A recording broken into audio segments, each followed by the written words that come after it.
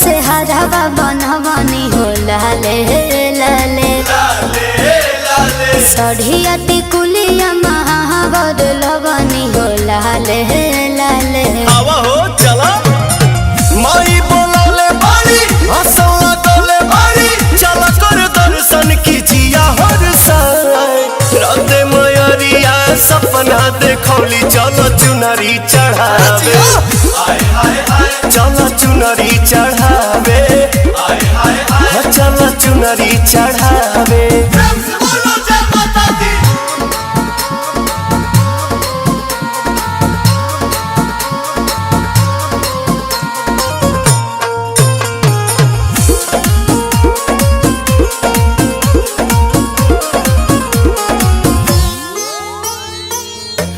काला सारा खायल दियारी जगमग जाता भक्ति के भाव में मनवा जय जय करता। झुमुका हरावा सुनो रे गधरा गधरावा सुनो रे श्रद्धा जगले बारी अपन बनोले बारी मंदिर के घंटी जिया भीतरी सुना जियारा में जोगन के जोगवा जगौली चलो चुनरी चढ़ावे चलो चुनरी चढ़ावे चलो चुनरी चढ़ावे।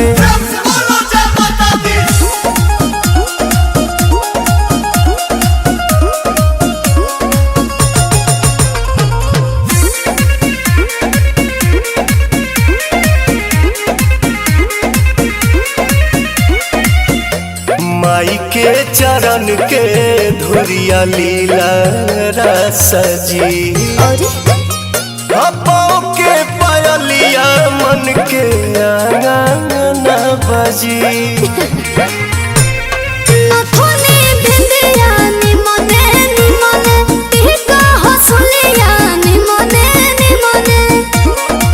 बिने बिहारी पवन भइले भक्ति में मगन गइले गीत दिलवा में श्रद्धा सजाए माई मोरी दुलारी के संदेश बाटे चलो चुनरी चढ़ावे चलो चुनरी चढ़ावे चलो चुनरी चढ़ावे।